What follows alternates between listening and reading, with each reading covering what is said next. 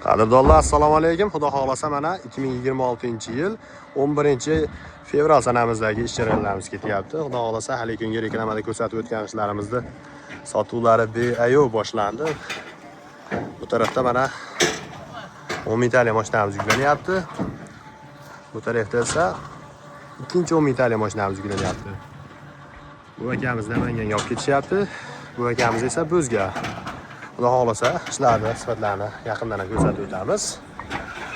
Yozda yomg'irini ham, kuzda yomg'irini ham, qorini ham yegan ishlarimiz, sho'rlari-yu hamma yo'q mana chiqib o'tib ketib bo'lganidan xudo xolasa narxlari zavodning o'zida 750 so'm deyilyapti. Yuklatib berish hamma yo'q ichida.